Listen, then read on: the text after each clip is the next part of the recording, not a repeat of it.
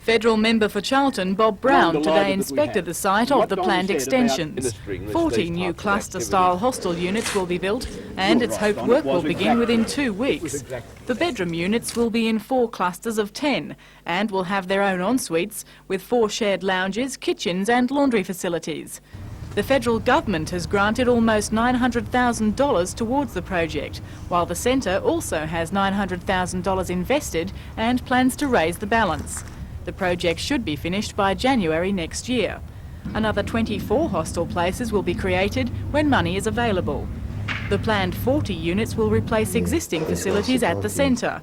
A decision on the new use of the old building has yet to be made, but a conference centre or a rehabilitation unit are possibilities. The old building which we were using was constructed in 1946, and many of the residents are caused in that area to live in shared dormitories of up to 6 people, which is not acceptable by our standards or community standards or government standards, and on that basis it was a necessity to have a better style of accommodation for our aged residents. Obviously then it's a very important project for the centre. It would be the most important project to move these ex-servicemen and women into better accommodation when they've done so much for our country is very, very important.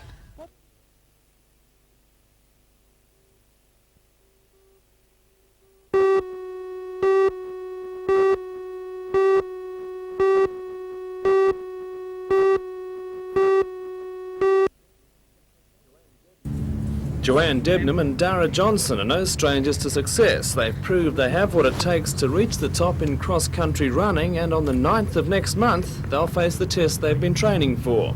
They put in 50 kilometres a week to reach peak fitness for the Nationals, but there's one thing they can't prepare for. The Nationals are being held in Darwin, and the tropical climate will be a test in itself. It's going to be quite humid, but we've been told that this time of year it shouldn't be too bad.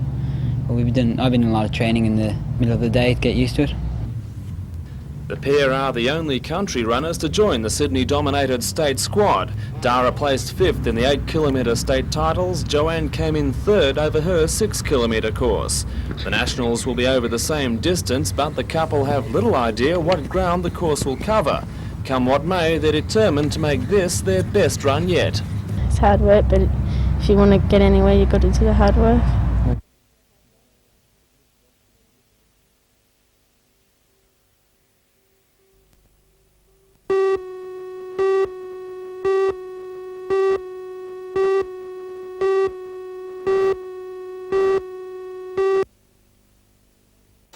It was only a few weeks ago that the University of Newcastle held a similar meeting of its council. By a slim majority, the green light was given for the university's Vice-Chancellor, Keith Morgan, to begin amalgamation negotiations. But the Hunter Institute still has to agree to begin talks, and its council will be keen to ensure that it does not come off worse out of any merger. At a recent public forum, Institute Principal Dr Doug Huxley said the Institute was not against amalgamation, but was against absorption. He said they'd be willing to go into negotiations with a positive attitude as long as some guidelines were adhered to. If the Institute does agree tonight to allow the negotiations to go ahead, it's likely that they will insist on certain principles. These are likely to be that a new institution be established under appropriate legislation, that the new institution should not be formed by absorption of one into the other, and that there be no forced redundancies as a result of the merger.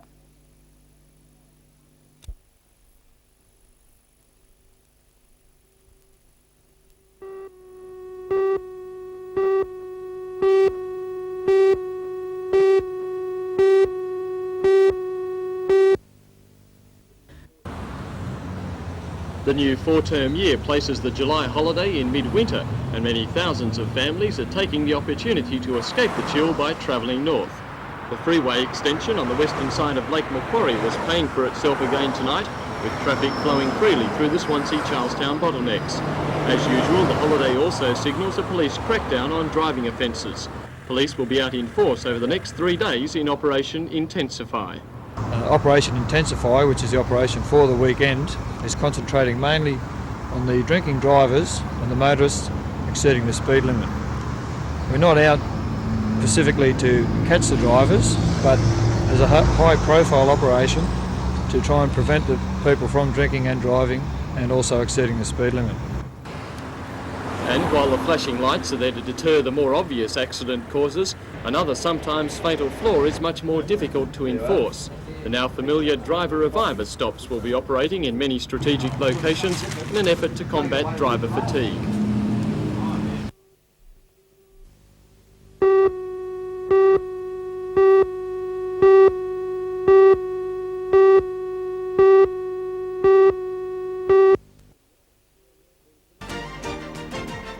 In tonight's news, Eddie Adams farewells his 30 unusual housemates, a feline family which has cost him his tenancy. For all the news, join us tonight at 6.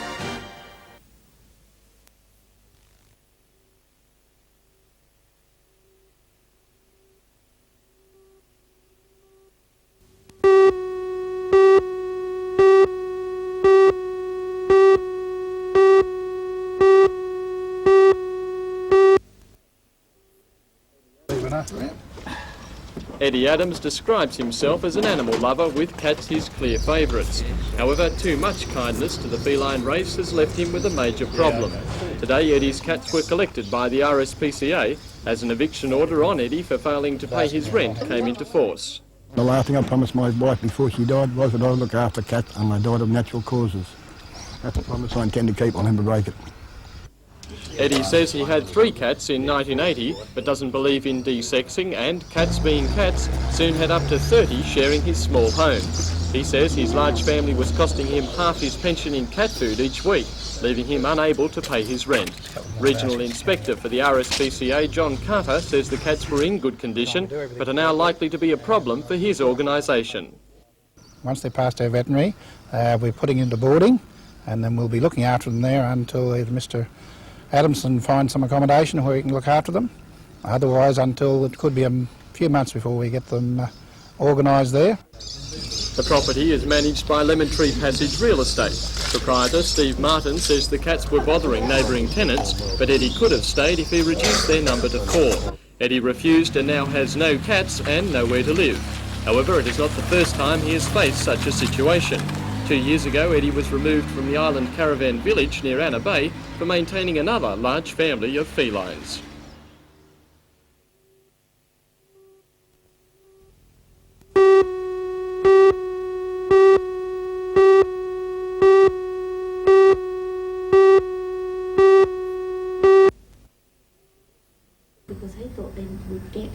The presentation was made possible through the success of Newcastle's first mayoral ball in more than 20 years. Lady Mayoress Margaret McNaughton told the Hunter Valley Cancer Appeal that 25 debutantes were presented at the ball before 700 family and friends. Thanks to the turnout, $6,070 was raised. All the money will go towards furnishing villa units at Newcastle Mater Hospital to provide temporary accommodation for patients at the oncology unit and their relatives. Cancer Appeal President Alwyn Holmes accepted the cheque. This money to furnish a room in the villa is something wonderful.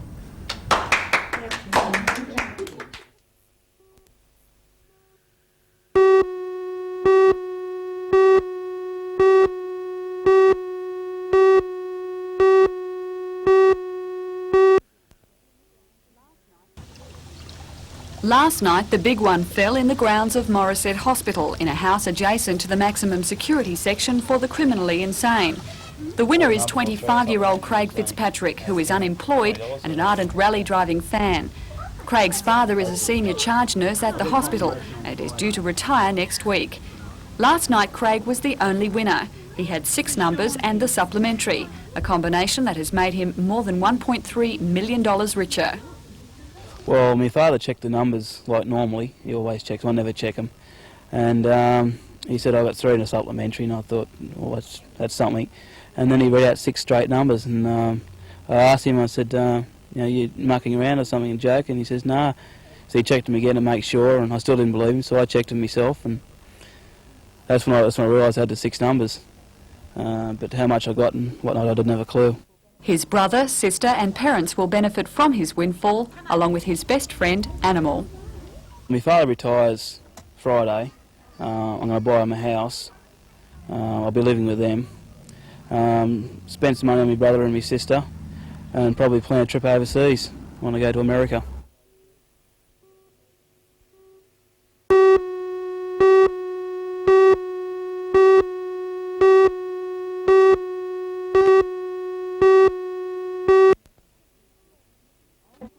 Antoinetta Secreti of Hooker Street in Islington believes she's had a lucky escape.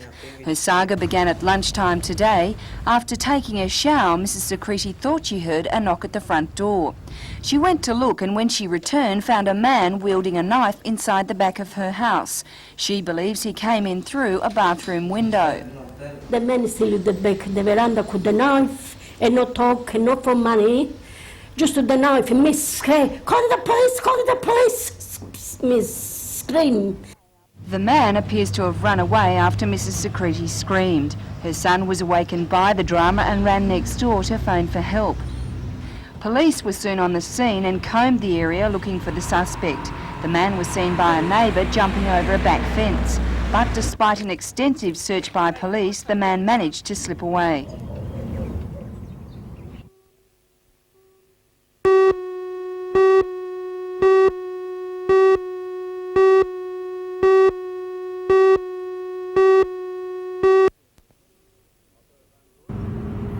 Otto van Zuylen was heading for Raymond Terrace tonight more than a year after leaving his home in Holland on what started out as a cycling holiday to Italy. He's pushed his humble bike through Europe, the Middle East and around Australia on a journey that began as an autograph hunt. I never planned it to go around the world. I only wanted to cycle to Italy to get the autograph of soccer superstar Maradona and then turn back, but I never turned back. Otto achieved a high point in his life when he met the legendary soccer star Pelé at Sydney Airport last week. He had planned to go to Brazil to get that signature, but now he's decided to go anyway, on a trip that's turned into a journey around the world. Somehow I hope to be home before Christmas this year, but I still have a long way to go, so it might be a few months later.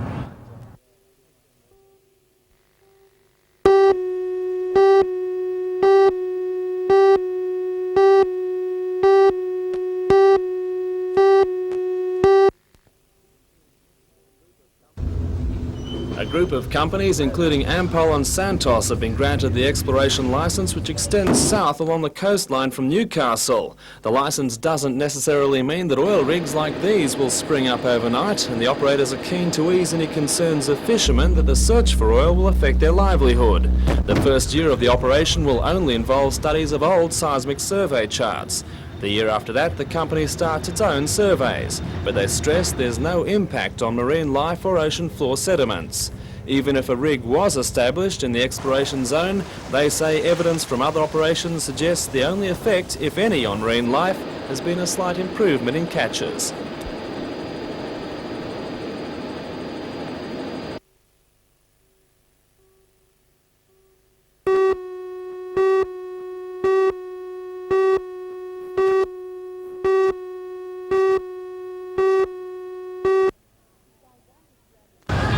While white Australians celebrate 200 years of settlement in this bicentennial year, the Aboriginal community has staged a series of protests. The original inhabitants of our country say it's a year of mourning, hence the Time for Truth slogan. The 11th of July has been a day of celebration and remembrance for Aboriginal communities throughout Australia since the 1950s. But according to Bill Smith from the Awardable Co-op, the government wanted this year's festivities switched to September for convenience sake. The Aboriginal community stuck with today's date and forfeited some funding in the process. While the flag raising and marches were the main events today, a tour of sacred sites, a children's talent quest and a debutante's ball are also planned throughout the week. Organisers hope the activities will help promote understanding and harmony within the Hunter region.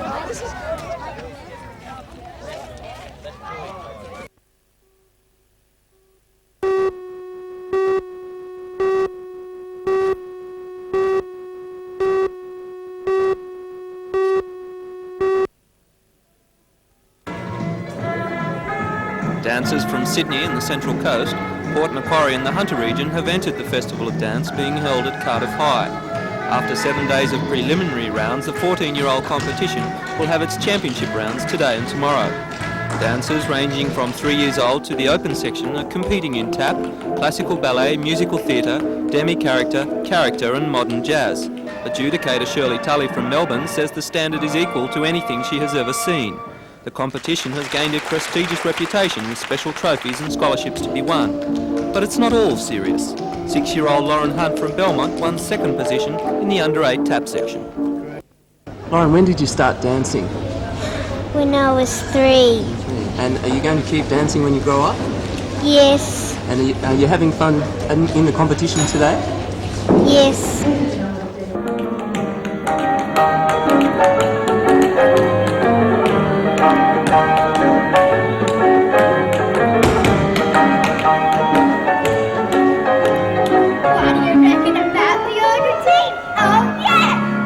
Proceeds from the festival go to aid the Institute for Deaf and Blind Children.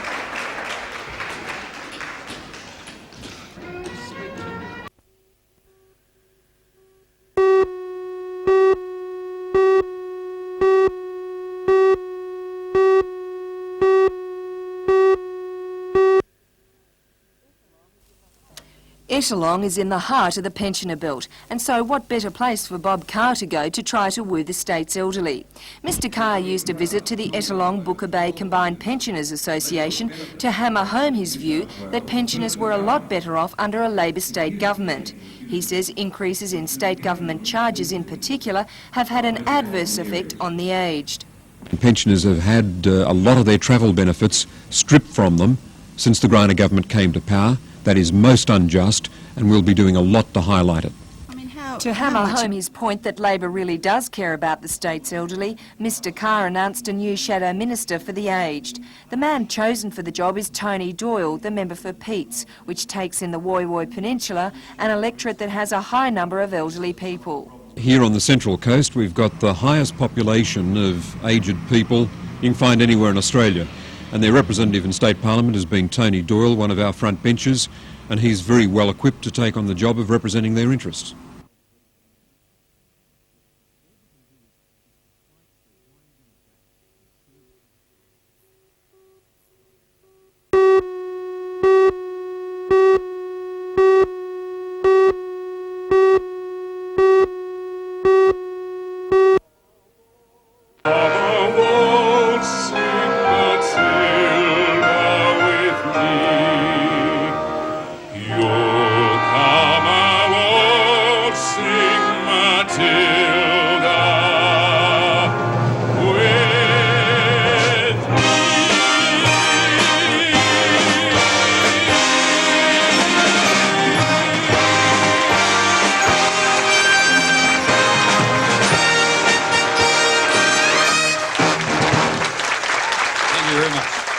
Music of Australia. Thank you. That was a special.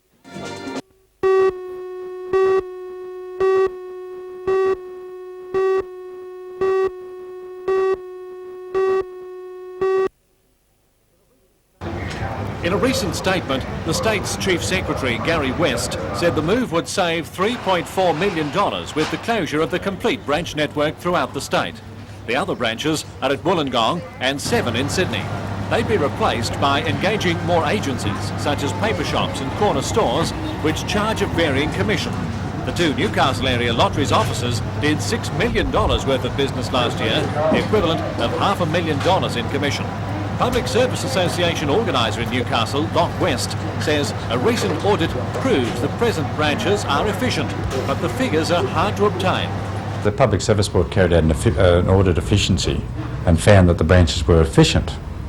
We've asked for a copy of that from the government and have not at this stage been able to get it. Efficient in what way? In that they made the government more money than it thinks they do? That they made the government more money than they thought they did, and that they were constantly working in their workplaces, and that in relation to sales and other areas, they were probably one of the most efficient in the area. The public has a chance to express its view through a petition being organised by the Public Service Association. They've organised a petition to the general public to be presented to the government at some date in the very near future. And how's that going? Well, at this stage it seems that we've only sort of issued them yesterday, and they're filling up so rapidly we're going to have a second reprint. There is to be a general stoppage of all Public Service Association members on the 2nd of August in protest over a whole range of cuts in state government services. The lotteries officers will be on the agenda for that day.